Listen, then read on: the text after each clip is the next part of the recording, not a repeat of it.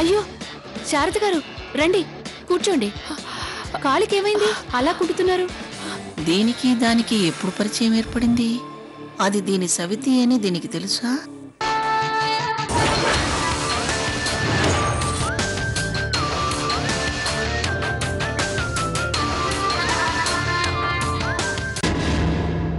ఇవి నీకు బాగా తెలుసట కదా?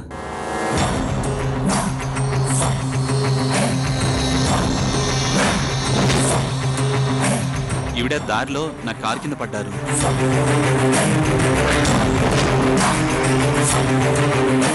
జనం పోగై నన్ను తిడుతుంటే నా తప్పేం లేదని ఈవిడ వాళ్ళ నోరు మూయించారు. ఏమిటి దీనికి అంత మర్యాద ఇస్తున్నాడు?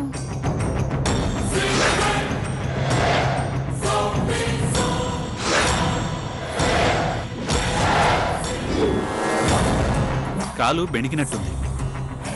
నడవలేకపోతుంటే కాసేపు రెస్ట్ తీసుకుందరు గాని అని నేను ఇంటికి తీసుకొచ్చాను.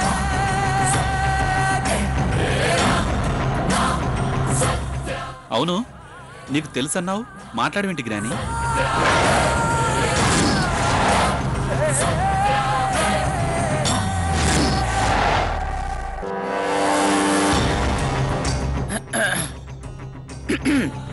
దెబ్బ బాగా తగిలిందా? పెద్ద దెబ్బేం కాదండి. గట్టిగా జాడిస్తే తగ్గిపోతుంది.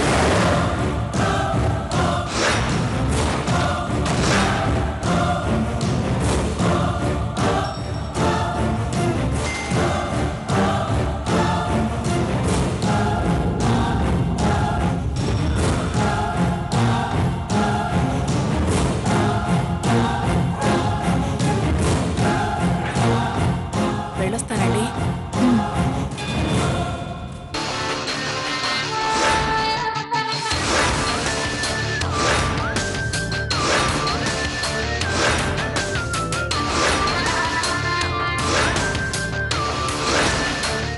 వెళ్ళొస్తానండి.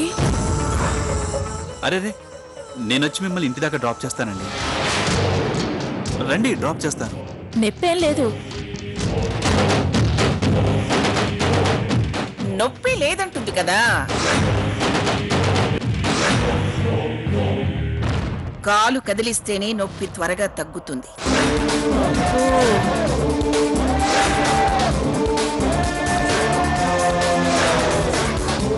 కరెక్ట్గా చెప్పారు.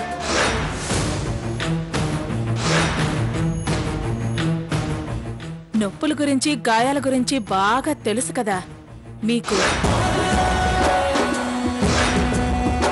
అదే పెద్దవారు, అనుభవం ఉన్నవారు.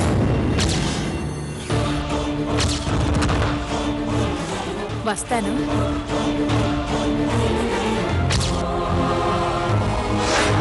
వెళ్ళొస్తానండి.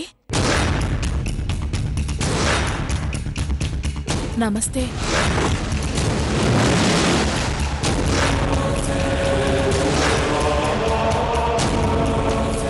వెళ్ళొస్తానమ్మా. వస్తానండి.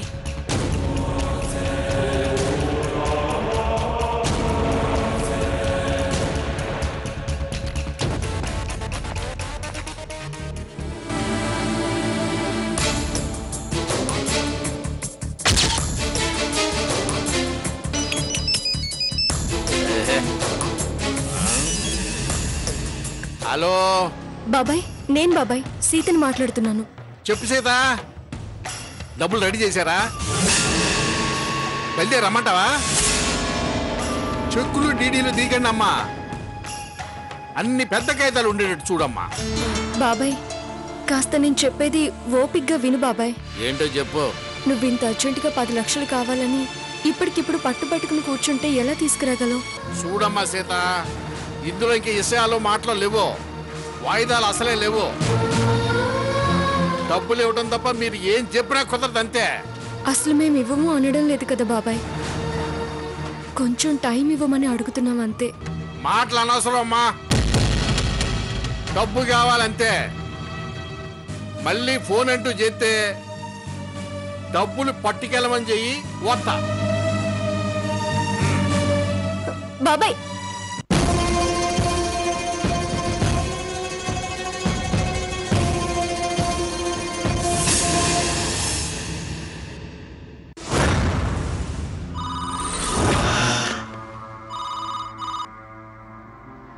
హలో, సావిత్రి, నమస్కారం పిన్ని గారు. గొంతు గుర్తుపట్టడమే కాదు, బాధ్యతలు కూడా గుర్తుంచుకోవాలి. ఏంటి పిన్ని గారు? ఇవాళ మంగళగౌరి వ్రతం అని తెలుసు కదా నీకు. కాస్త బాధ్యతగా వచ్చి ఆ పనులు ఈ పనులు అందుకుని చేయొచ్చు కదా. రాకూడదని పనులు చేయకూడదని అనుకునేవాళ్ళమా పిన్ని గారు? నేను పెందలాడే పూజ పూర్తి చేసుకుని తాంబూలాలిచ్చి బయలుదేరదాం అనుకుంటున్నాను. నువ్వెప్పుడన్నా బయలుదేరు, ఎప్పుడన్నా రా. నేను ఎప్పుడు వస్తావు, ఎప్పుడు బయలుదేరుతావు అని అడగడం లేదు. రేపు ఇంటికి కాబోయే కోడలు నా మనవరాల్ని ముందే పంపించచ్చు కదా. మా పద్ధతులు తెలిసినట్టు ఉంటుంది. మేమెంత ఘనంగా మంగళగౌరి వ్రతాలు చేసుకుంటామో చూసినట్టు ఉంటుంది. నీలా ఇత్తడి చెంబు మీద కొబ్బరికాయ పెట్టి తూతూ మంత్రంగా చేసుకుంటామా ఏమిటి? బంగారు కలశం మీద సువర్ణ గౌరీదేవి అలంకారం చేసి అద్భుతంగా చేసుకుంటాం. తను కూడా చెయ్యేస్తే సాయంగా ఉంటుంది, సాంప్రదాయంగా కూడా ఉంటుంది. నీకేమమ్మా, ఒక్కరికి 3 ఆడపిల్లలున్నారు. ఇక్కడ ఇంటి మనిషి ఆ లక్ష్మి ఒక్కతే ఉంది. దాంది నత్త నడక. అర్ధరాత్రి 12 అయినా దాని అలంకారం పూర్తి కాదు. అందుకే అర్జెంటుగా సీతని ఇక్కడికి పంపించు. అది ఇంట్లో లేదు పిన్ని గారు, డ్యూటీకి వెళ్ళింది. పండగ పూట డ్యూటీ ఏమిటి? గౌరీదేవి గురించి ప్రోగ్రాం ఉందట, అందుకే వెళ్ళింది. ఆ ప్రోగ్రాం అది ఆ మలయాళం పిల్ల ప్యాంట్ షర్టు పిల్ల చూసుకుంటారులే. నువ్వు సీతకు ఫోన్ చేసి అర్జెంటుగా నేను రమ్మన్నానని చెప్పు. అలాగే పిన్ని గారు.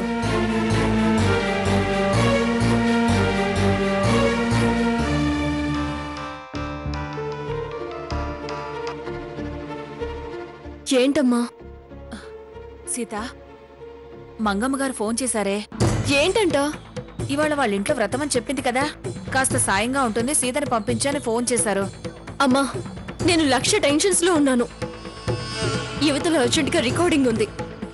అటు బాబాయ్ డబ్బుల కోసం ప్రయత్నం చేయాలి. ఇప్పుడు నేను వెళ్ళడం కుదరదమ్మా. అలా అంటే ఎలానే? నాకు కుదరకపోతే నేను ఎలా వెళ్ళగలను చెప్పు? వీలైతే సాయంత్రం కుదిరితే పేరెంటానికి వెళ్ళొచ్చులే. అది కాదే, ఆవిడ కోపం వస్తుందే. వెళితే యువతలో నా ఉద్యోగం ఊడుతుంది. తర్వాత మనకున్న కాస్త పరువు కూడా పోతుంది. మరి ఆవిడికి ఏం చెప్పను? చెప్పేదేమీ లేదు. ఆవిడికి కావాల్సింది పని సహాయమే కదా. స్వర్ణను పంపించు. అదంటేనే ఆవిడికి పడదు. దీనికి కూడా ఆవిడంటేనే ఉరుములు మెరుపులు. ఆవిడ అవేమీ పట్టించుకోదు. పనికి ఒక పని మనిషి వచ్చిందని సంతోషపడుతుంది. నువ్వు స్వర్ణను పంపించు, నేనుంటాను. సీత, సీత,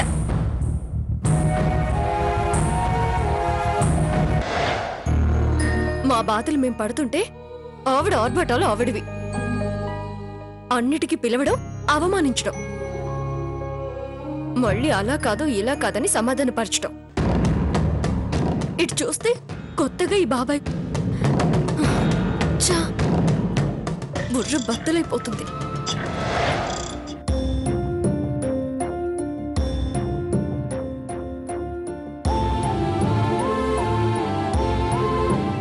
సీత,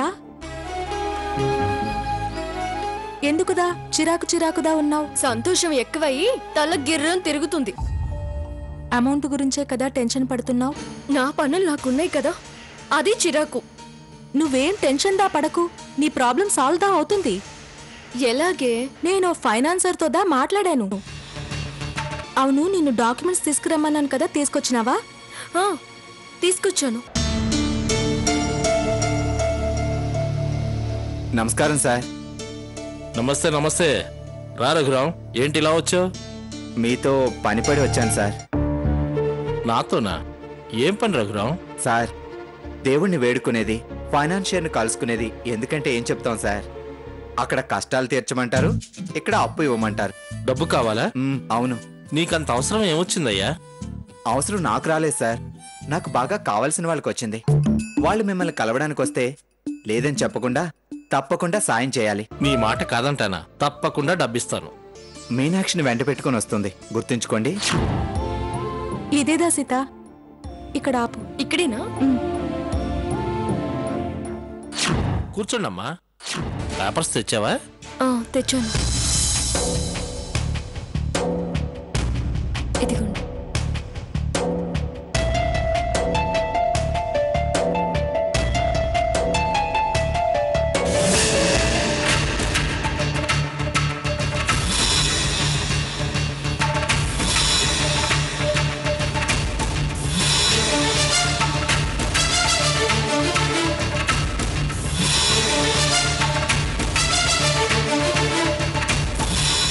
చూడండమ్మా, నేను ఒకసారి మా లాయర్కి చూపించి వాల్యూ ఎస్టిమేషన్ వేయించుకొని డబ్బులు ఇవ్వను. ఎంత టైం పడుతుంది సార్? మామూలుగా అయితే వారం 10 రోజులు పడుతుంది. వారం 10 రోజులా? జనరల్గా అంతే పడుతుంది. వీలైనంత తొందరలో చూడండి. నెల వడ్డీ మాత్రం తప్పకుండా టైంకి కట్టాలి. ఎంతకాలం సొంతింట్లో ఉన్నామనుకున్నాం, ఇక నుంచి అద్దెలు అనుకొని నెల నెల మీకు కట్టే వడ్డీనే అద్దనుకుంటాము. సాయంత్రం పేరంటానికి మీరందరూ తప్పకుండా రావాలి. వస్తున్నారు కదా మీరందరూ? అలాగే, సరే. లక్ష్మి, ఏమిటే నువ్వు చేస్తున్న పని? ఫోన్లో పేరెంట్ వాళ్ళని పిలుస్తున్నావా? అత్తయ్య, ఇలాంటి పద్ధతి లేని పనులు చేస్తేనే నాకు ఒళ్ళు మండేది. ఏ శుభకార్యానికైనా ఇంటికెళ్ళి ముత్తైదువులకి బొట్టు పెట్టి పసుపు కుంకాలు తీసుకోమని సాంప్రదాయంగా చెప్పాలి. ఇలా ఫోన్లో పిలవటం ఏమిటే, బుద్ధి లేకుండా? వీళ్ళందరినీ మొన్ననే పద్ధతిగా పిలిచేశాను అత్తయ్య. ఇవాళ మళ్ళీ ఒకసారి అందరికీ గుర్తు చేస్తున్నాను. ఏమిటి, ఇదివరకే పిలిచావా? అవునత్తయ్య. గౌరవమైన వాళ్ళని పిలిచావా? కనిపించిన అడ్డమైన వాళ్ళని పిలిచావా? ఇది పవిత్రమైన కార్యం. అలగా జనాన్ని పిలిచి రికార్డు డాన్సులు పెట్టద్దు. పనికి మళ్ళీ వాళ్ళని పిలిచుంటే మళ్ళీ ఫోన్ చేసి పనిమాలే గుర్తు చేయకు. వీలైతే రావద్దని చెప్పు. ఏ వినిపించిందా?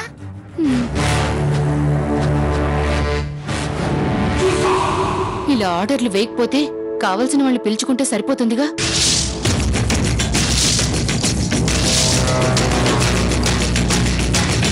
కుర్చీలో లేకపోతే నేనే వెళ్ళి పిలుచుకునేదాన్ని.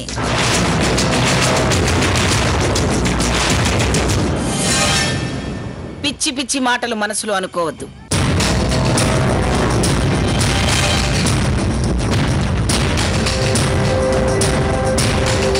ఆవిడ చాదస్తం గురించి ఆవిడికి తెలుసు, అందుకే మనసులో మాట చెప్పేస్తోంది.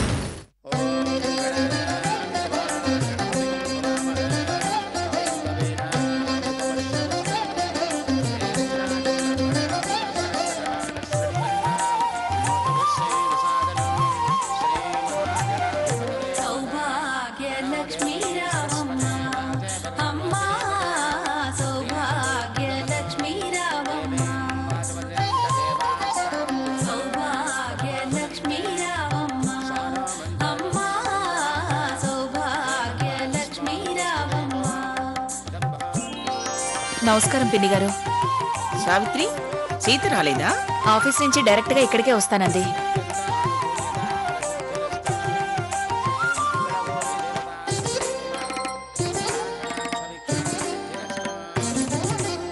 అమ్మా, మంగళగౌరి వ్రతం కానిద్దామా?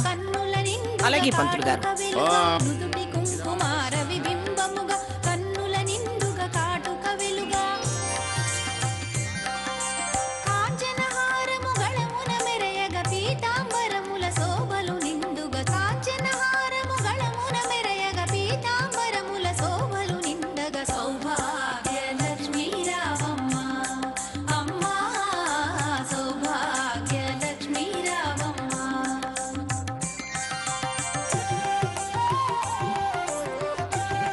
అమ్మా, దీపారాధన చేయండి. పంతులు గారు కాసేపు ఆగండి.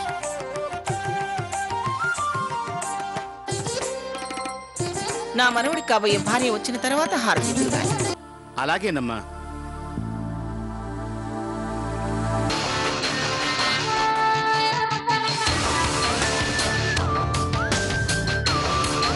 అమ్మయ్య, వచ్చేసింది.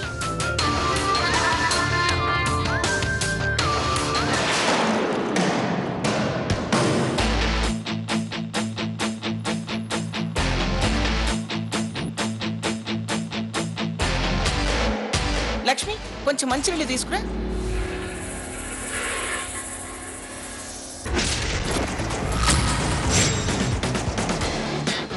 ఇది వస్తుందేంటి?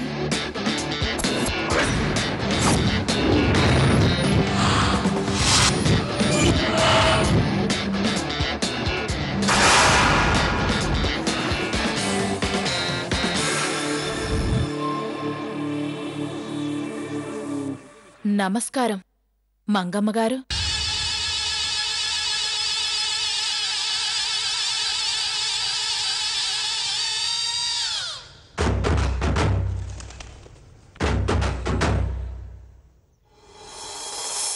హారతి ఆపి ఎదురు చూడకూడదమ్మా. ముత్తైదువులు తాంబూలం కోసం ఎదురు చూసేలా ఉండకూడదమ్మా. ఏంటి మంగమ్మ గారు అలా ఉన్నారు? అందరూ వచ్చారు కానీ మా సీత రాలేదు. అందుకని ఇవాళ ఏ ముత్తైదువైనా ఈ ఇంటి గడపలో అడుగు పెడితే వరలక్ష్మి అడుగు పెట్టినట్టే.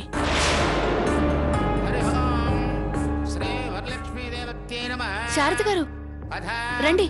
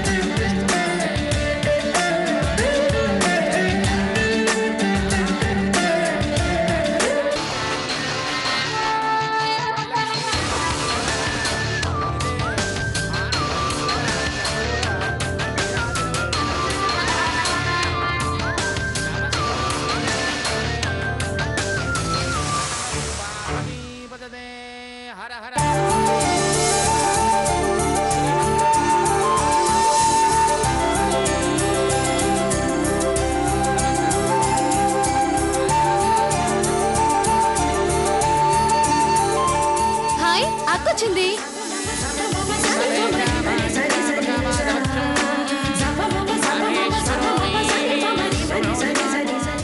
రా సీత, ఎందుకింత ఆలస్యమైంది? హారతి తీసుకోమ్మా.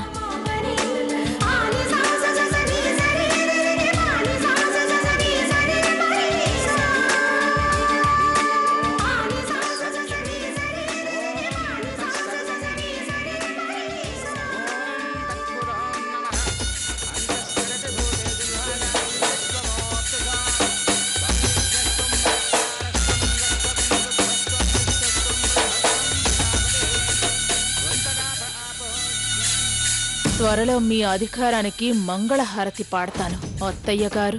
నా జోలికొస్తే కర్పూరంలా కరిగిపోతావు, జాగ్రత్త. కాలినా వెలిగినా కర్పూరం విలువ దేనికి రాదు.